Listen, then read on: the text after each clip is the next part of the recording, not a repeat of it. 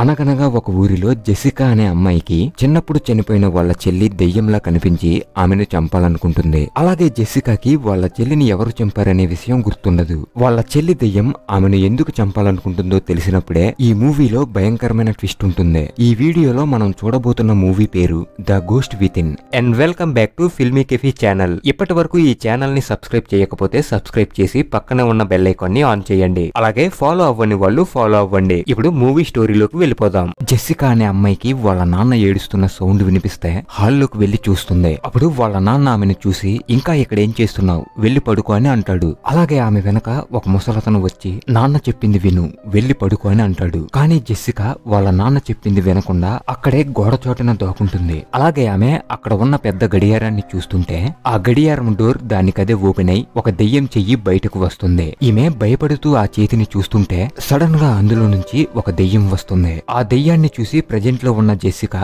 భయంతో నిద్రలేస్తుంది. జెసికాకి ఇటువంటి కలలు రావడం కొత్తేమీ కాదు. ఇప్పుడు జెసికా ఆమె భర్త మైసాన్ తో ఉంటుంది. జెసికాకి కలలో ఎప్పుడు దెయ్యం కనిపించడం వలన సైకియాట్రిస్ట్ దగ్గర ట్రీట్మెంట్ తీసుకుంటుంది. ఇప్పుడు నీ హెల్త్ ఎలా ఉందని ఆమె అడిగితే, కలలో కనిపించే దెయ్యం నన్ను చాలా ఇబ్బంది పెడుతుంది. ఆ దెయ్యానికి అలాగే నా చిన్నప్పుడు జరిగిన ఏదో ఒక విషయానికి సంబంధం ఉంది. అందుకే ఆ దెయ్యం నన్ను వెంటాడుతుంది. కాబట్టి నా చిన్నప్పుడు జరిగిన నా గతాన్ని గుర్తు చేసుకోవాలనుకుంటున్నాను. కానీ ఎంత ట్రై చేసినా సరే నా గతం నాకు గుర్తు రావట్లేదని జెసికా అంటుంది. ఇది విన్న డాక్టర్, నీకు నీ చిన్నప్పుడు ఏం జరిగిందో గుర్తు రావాలంటే నీ చిన్నప్పుడు నువ్వు ఎక్కడ ఉండేదానివో ఆ ప్లేస్ కు వెళ్లాలని డాక్టర్ చెప్తుంది. అప్పుడు జెసికా అలాగే ఆమె భర్త ఆమె చిన్నప్పుడు ఉండే ఇంటికి వెళ్తారు. అక్కడ జెసికాకి చిన్నప్పుడు వాళ్ళ నాన్నతో కలిసి ఉన్న విషయాలు గుర్తొస్తాయి. ఆ తర్వాత వీళ్ళిద్దరూ ఇంట్లోకి వెళ్ళాక, ఈ ఇంట్లో మీ నాన్న, నువ్వు, అలాగే మీ నాన్న దగ్గర పనిచేసే బట్లర్ అనే వ్యక్తి, మీ ముగ్గురు మాత్రమే ఉండేవారని ఆమె భర్త అడిగితే, మా నాన్న గర్ల్ ఫ్రెండ్ నాన్సీ అప్పుడప్పుడు ఈ ఇంట్లో ఉండేది. అది మాత్రమే కాకుండా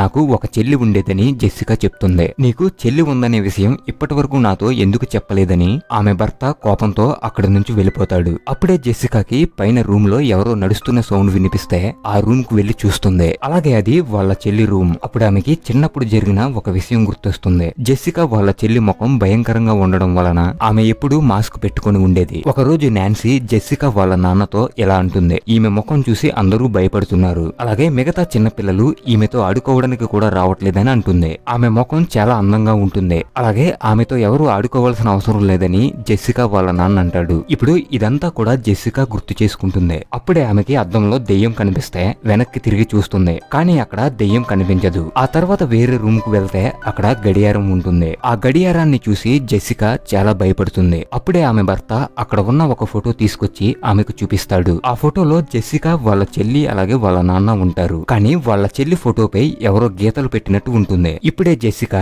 ఆమె చెల్లి పేరు ఈవీ అని, అలాగే ఏదో వ్యాధి వలన ఆమె ముఖం భయంకరంగా మారిపోయిందని చెప్తుంది. మీ చెల్లి ఇప్పుడు ఎక్కడ ఉందని ఆమె భర్త అడిగితే, అప్పుడు ఆమె వాళ్ళ నాన్న ఫోటో చూపించి, ఫోటోలో మా నాన్న చూడడానికి ఎలా ఉన్నాడని అడుగుతుంది. మీ నాన్న మంచివాడిలా కనిపిస్తున్నాడని అతను చెప్తాడు. కానీ మా చెల్లిని చంపింది మా నాన్నే అని, అలాగే నా కూతురిని నేనే చంపానని పోలీసుల దగ్గర ఒప్పుకున్నాడు. అలా కొన్ని రోజుల తర్వాత మా నాన్న జైల్లోనే చనిపోయాడు. కానీ మా నాన్న మా చెల్లిని ఎందుకు చంపాడనేది నాకు ఇప్పటికీ అర్థం కావట్లేదని జెసికా అంటుంది. ఆ రోజు రాత్రి జెసికా వాటర్ తాగుతుంటే అక్కడ ఉన్న గడియారంలో ముళ్ళులు వెనక్కి వెళ్లి 9 గంటల 9 నిమిషాల దగ్గర ఆగుతాయి. ఆ తర్వాత రూమ్ డోర్ దానికదే క్లోజ్ అయి గడియారానికి ఉన్న కీ దానికదే తిరుగుతుంది. అప్పుడు జెసికా గట్టిగా అరిస్తే ఆమె భర్త వచ్చి డోర్ ఓపెన్ చేస్తాడు. అలాగే డోర్ ఎందుకు క్లోజ్ చేసావని జెసికాని అడుగుతాడు. డోర్ నేను క్లోజ్ చేయలేదని ఆమె చెప్తుంది. ఆ తర్వాత రోజు నాకు ఎమర్జెన్సీ వర్క్ ఉందని చెప్పి ఆమె భర్త వేరే ఊరు వెళ్తాడు. ఇప్పుడు ఆ ఇంట్లో జెసికా మాత్రమే ఉంది. అలాగే గడియారంలో టైం 9 గంటల 9 నిమిషాలు అయ్యి దాని డోర్ ఓపెన్ అయ్యి లోపల ఉన్న దెయ్యం బయటకు వస్తుంది. అప్పుడు వేరే రూమ్ లో ఉన్న జెసికాకి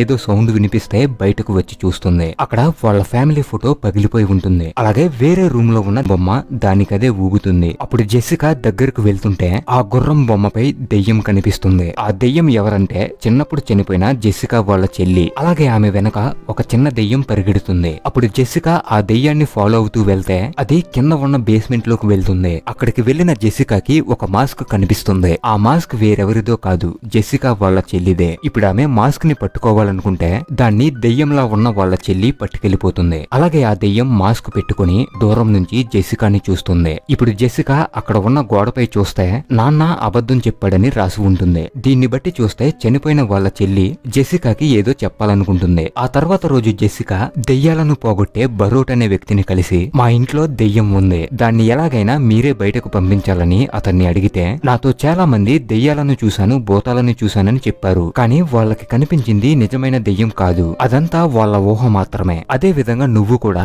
మీ ఇంట్లో దెయ్యం ఉన్నట్టు ఊహించుకుంటున్నావని చెప్పి అతను అక్కడి నుంచి వెళ్ళిపోతాడు. ఆ తర్వాత ఇప్పటి వరకు ఇదంతా చూస్తున్న వాళ్ళ కొడుకు చార్లీ, మీ ఇంట్లో మళ్ళీ దెయ్యం కనిపిస్తే ఈ నంబర్ కి కాల్ చేయండి అని చెప్పి అక్కడి నుంచి వెళ్ళిపోతాడు. ఆ తర్వాత ఇంటికి వెళ్లిన జెసికా ఒక బాక్స్ ఓపెన్ చేసి చూస్తే సొంత కూతుర్ని దారుణంగా చంపిన తండ్రిని వాళ్ళ నాన్న గురించి ఉన్న న్యూస్ పేపర్ ఉంటుంది. అది చూస్తున్నప్పుడే ఒక ఫ్లాష్ బ్యాక్ వస్తుంది. జెసికా వాళ్ళ చెల్లి వాళ్ళ నాన్న దగ్గరకు వస్తే మాస్క్ పెట్టుకోవద్దని చెప్పినా సరే ఎందుకు పెట్టుకుంటున్నావని అడుగుతాడు. నేను మాస్క్ పెట్టుకోకపోతే నన్ను చూసి అందరూ భయపడుతున్నారు, అలాగే నాతో ఎవరూ ఫ్రెండ్షిప్ చేయట్లేదని చెప్తుంది. అప్పుడు వాళ్ళ నాన్న ఎలా అంటాడు, ఈ ప్రపంచంలో అందరికంటే నువ్వే అందంగా ఉంటావు, అలాగే నీ మనసు ఎంత మంచిదో వాళ్ళకి తెలీదు, అందుకే నీతో ఫ్రెండ్షిప్ చేయట్లేదు, కాబట్టి నువ్వు బాధపడకని అతను చెప్తాడు. ఇప్పుడు ప్రెజెంట్ లో జెసికా న్యూస్ పేపర్ చూస్తున్నప్పుడు అందులో మరో న్యూస్ కనిపిస్తుంది. అదేంటంటే వాళ్ళింట్లో బట్లర్ అనే వ్యక్తి పనిచేసేవాడు కదా, అతను జెసికా వాళ్ళ చెల్లిని నాన్సీ చంపిందేమో అని అనుమానంగా ఉందని పోలీసులతో చెప్తాడు. ఎందుకంటే నాన్సీకి జెసికా అలాగే వాళ్ళ చెల్లంటే ఇష్టం ఉండదు, అందుకే బట్లర్ నాన్సీపై అనుమానంగా ఉందని చెప్తాడు. ఇప్పుడు జెసికా న్యూస్ పేపర్ చూస్తుంటే ఆమెకి కొంచెం దూరంలో దెయ్యం ఉంటుంది. అలాగే ఆ దెయ్యం ఈమెపై అటాక్ చేయడానికి పరిగెట్టుకుంటూ వస్తుంది. వెంటనే జెసికా పైకి లేచి చూస్తే అక్కడ ఎవరూ కనిపించరు. అలాగే ఇప్పుడు జెసికా వాళ్ళ చెల్లి మాస్క్ అక్కడ టేబుల్ పై ఉంటుంది. జెసికా ఆ మాస్క్ పట్టుకొని, ఈవి నిన్ను చంపింది నాన్సీ అని అడిగితే అప్పుడు దెయ్యం అక్కడికి వచ్చి గట్టిగా అరుస్తుంది. అలాగే దెయ్యం జెసికా చెయ్యి పట్టుకోవడం వలన ఆమె చేతికి గాయమవుతుంది. ఆ తర్వాత జెసికా ఆ ఇంట్లో దెయ్యం ఉందని తెలిసినా సరే అక్కడ నుంచి వెళ్ళిపోకుండా వాళ్ళ చెల్లి దెయ్యం ఆ ఇంట్లో ఎక్కడ ఉందని వెతుకుతుంది. అప్పుడు ఒక ప్లేస్ లో ఆ దెయ్యం కనిపిస్తే, నిన్ను నాన్న చంపకపోతే ఇంకెవరు చంపారని జెసికా ఆ దెయ్యాన్ని అడుగుతుంది. అప్పుడు ఆ దెయ్యం మెల్లగా జెసికా దగ్గరకు వచ్చి మాయమవుతుంది. దెయ్యం ఎక్కడ ఉందని చూస్తుంటే ఆ దెయ్యం పక్క నుంచి వచ్చి భయపెడుతుంది. ఆ దెయ్యాన్ని చూసి జెసికా గట్టిగా అరిస్తే అదే టైంకి ఇంటికి వచ్చిన ఆమె భర్త ఎందుకు అరుస్తున్నావని అడుగుతాడు. చనిపోయిన మా చెల్లి దెయ్యంలా కనిపిస్తుంది, ఇప్పుడు ఆ దెయ్యాన్ని చూసి అరిచానని జెసికా చెప్తుంది. అప్పుడు అతను నీకు పిచ్చి పట్టిందని నిన్ను హాస్పిటల్ కి తీసుకువెళ్లాలని జెసికాతో అంటాడు. ఆ తర్వాత అతనికి జెసికా దెయ్యాలను పోగొట్టే వాళ్ళ దగ్గర విజిటింగ్ కార్డు తీసుకుంది కదా, ఆ విజిటింగ్ కార్డు ఇతనికి కనిపిస్తుంది. అది చూసిన అతను ఇక్కడ ఎక్కువసేపు ఉంటే నేను కూడా పిచ్చివాడినవుతానని అక్కడి నుంచి వెళ్ళిపోవాలనుకుంటాడు. అప్పుడు అక్కడే ఉన్న దెయ్యం ఇతన్నే చూస్తుంది. ఆ తర్వాత జెసికా ఆ ఇంట్లో ఒంటరిగా ఉండడానికి భయమేసి దెయ్యాలను పోగొట్టే బరోట్ ఇంటికి వెళ్తుంది. అలాగే మా ఇంటికి వచ్చి దెయ్యాన్ని పోగొట్టండి బరోట్ ని అడిగితే అతను ఇంతకు ముందు చెప్పిన మాటే చెప్తున్నాడు. మీ ఇంట్లో దెయ్యం లేదు, నువ్వు దెయ్యం ఉన్నట్టు ఊహించుకుంటున్నావని చెప్తాడు. ఒక రోజు మా ఇంట్లో ఉంటే దెయ్యం ఉందో లేదో మీకు తెలుస్తుందని జెసికా అంటుంది. అప్పుడు బరోట్ అలాగే వాళ్ళ కొడుకు చార్లీ జెసికా వాళ్ళ ఇంటికి వస్తారు. ఈ ఇంట్లో ఉన్నది మా చెల్లి దెయ్యమే అని జెసికా వాళ్ళతో చెప్తుంది. ఆ తర్వాత వీళ్ళిద్దరూ దెయ్యం ఉందో లేదో తెలుసుకోవడానికి కొన్ని మిషన్స్ ని సెట్ చేసి ఒకవేళ దెయ్యం నడుచుకుంటూ వస్తే తెలుసుకోవడానికి దెయ్యం అడుగులు కనిపించేలా పౌడర్ లాంటిది వేస్తారు. ఆ తర్వాత దెయ్యం మాటలు వినిపిస్తున్నాయేమో అని చెక్ చేస్తే ఒక అమ్మాయి మాటలు వినిపిస్తాయి. అదే టైంకి జెసికా దగ్గరికి ఒక దెయ్యం వచ్చి అరిస్తే వాళ్ళ ముగ్గురికి వెన్నులో వణుకు పుడుతుంది. ఇప్పుడు జెసికాకి కొన్ని విషయాలు గుర్తొస్తాయి. జెసికా వాళ్ళ చెల్లి వాళ్ళ నాన్నతో మాట్లాడడానికి వెళ్ళినప్పుడు బయట జెసికా అలాగే ఆమె ఫ్రెండ్స్ ఉంటారు. మీ చెల్లి భయంకరంగా ఉండడం వల్లనే మాస్క్ పెట్టుకుంటుంది, అలాగే ఆమెను చూసి అందరూ భయపడుతున్నారు, అందుకే మీ చెల్లి బయటకు రావట్లేదని వాళ్ళ ఫ్రెండ్స్ అంటారు. అప్పుడు జెసికా కోపంతో వాళ్ళని తోసేస్తుంది. అలాగే ప్రెజెంట్ లో ఉన్న జెసికా నిద్రలేచి ఈ ఇంట్లో దెయ్యం ఉందని మీకు ఇప్పటికైనా అర్థమైందని చార్లీతో అంటుంది. మరోవైపు బరోటన్ వేరే రూమ్ లో ఉన్నప్పుడు ఆ రూమ్ డోర్ దానికదే ఓపెన్ అవుతుంది. అది మాత్రమే కాకుండా దెయ్యం వస్తే అడుగులు కనిపించడం కోసం ఇసుక లాంటిది వేశారు కదా, అందులో ఇప్పుడు దెయ్యం అడుగులు కనిపిస్తాయి. ఇప్పుడు అతను నిజంగా దెయ్యం వస్తుందో లేదో తెలుసుకోవడం కోసం అక్కడ ఉన్న క్లాత్ ని గాల్లో వేస్తే ఆ దెయ్యం రూపం కనిపిస్తుంది. అదే టైంకి అక్కడికి జెసికా అలాగే చార్లీ వస్తారు. అక్కడ ఉన్న అడుగులు చూసి దెయ్యం వచ్చిందని జెసికాకి అర్థమవుతుంది. అప్పుడే జెసికా భర్త వచ్చి మీరెవరని బరోట్ ని అలాగే చార్లీని అడుగుతాడు. మేము దెయ్యాన్ని పట్టుకోవడానికి వచ్చామని చెప్పి వాళ్ళు అక్కడ నుంచి వెళ్ళిపోతారు. అప్పుడు జెసికా భర్త ఆమెతో నీకు పిచ్చి పట్టిందని చెప్పి ఆమెతో గొడవ పడి అక్కడ నుంచి వెళ్ళిపోతాడు. అలా వెళ్లే దారిలో దెయ్యం రెడ్ కలర్ డ్రెస్ వేసుకుని రెడీగా ఉంటుంది. అప్పుడు అతను ఆమె ఎవరో తెలుసుకోవడం కోసం దగ్గరకు వెళ్తాడు. వెంటనే దెయ్యం ఒక ఐరన్ రాడ్ తో అతన్ని పొడిచి చంపేస్తుంది. మరోవైపు చార్లీ జెసికా ఇంటి దగ్గర రికార్డ్ చేసిన దెయ్యం ఆడియోస్ ని వింటాడు. అలాగే వాళ్ళ నాన్న బరోటన్ జెసికా ఇంట్లో దెయ్యం లేదని, ఆ ఇంట్లో దెయ్యం ఉన్నట్టు జెసికా ఊహించుకుంటుందని రిపోర్ట్ తయారు చేస్తాడు. అది మాత్రమే కాకుండా ఆ ఆడియో ఫైల్స్ ని డిలీట్ చేయమని వాళ్ళ అబ్బాయితో చెప్తాడు. ఎందుకు డిలీట్ చేయమంటున్నావని వాళ్ళ అబ్బాయి అడిగితే జెసికా పిలిచిందని మనం ఆ ఇంటికి వెళ్ళలేదు, ఆమె భర్త నాకు డబ్బులు ఇచ్చి ఆ ఇంట్లో దెయ్యం లేదని, జెసికాకి పిచ్చి పట్టడం వలనే దెయ్యం ఉన్నట్టు ఊహించుకుంటుందని రిపోర్ట్ తయారు చేయమన్నాడు. అతను ఇచ్చే డబ్బుల కోసమే మనం ఆ ఇంటికి వెళ్ళామని, ఆ ఆడియో ఫైల్స్ ని డిలీట్ చేయని చార్లీతో చెప్తే, ఒక అమ్మాయి ప్రాణం కంటే నీకు డబ్బులే ఎక్కువయ్యాయని చెప్పి చార్లీ కోపంగా అక్కడి నుంచి వెళ్ళిపోతాడు. ఆ తర్వాత బరోట్ అతని మనసు మార్చుకుని జెసికాకి హెల్ప్ చేయడానికి వెళ్తాడు. ఆ తర్వాత హోలీ వాటర్ పట్టుకుని దెయ్యం కోసం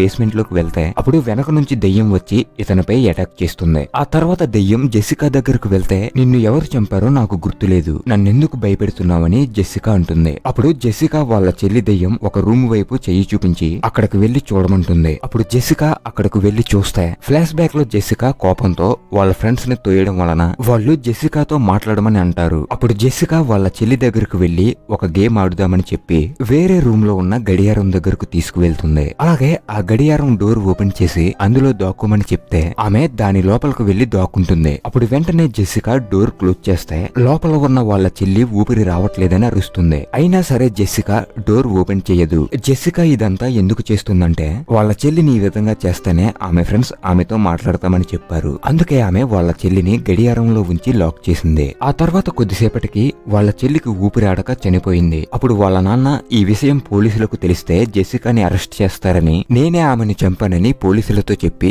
జైలుకు వెళ్తాడు. ఇప్పుడు ఇదంతా జెసికాకి తెలిసి వాళ్ళ చెల్లిని ఆమె చంపిందనే విషయం గుర్తొస్తుంది. ఇప్పుడు వాళ్ళ చెల్లి దెయ్యం ఆమెను చంపడానికి వస్తుంటే బరోట్ అక్కడికి వచ్చి జెసికాకి హోలీ వాటర్ ఇస్తాడు. అప్పుడు జెసికా ఆ వాటర్ ని దెయ్యంపై వేస్తే దెయ్యం అక్కడ నుంచి మాయమయ్యేటప్పుడు జెసికాని కూడా దెయ్యాల ప్రపంచానికి పట్టుకెళ్లిపోతుంది. ఈ విధంగా జెసికా చిన్నప్పుడు చేసిన ఒక చిన్న పొరపాటు వలన వాళ్ళ చెల్లి చనిపోయి దెయ్యంలా మారి జెసికాని చంపేసింది. ఇలా ఇక్కడితో ఈ మూవీ అయిపోతుంది. And once again this is your Filmy Cafe channel. ఇప్పటి వరకు సబ్స్క్రైబ్ చేయకపోతే సబ్స్క్రైబ్ చేసి పక్కన ఉన్న బెల్ ఐకాన్ ని ఆన్ చేయండి. మరో కొత్త వీడియోలో మళ్ళీ కలుద్దాం.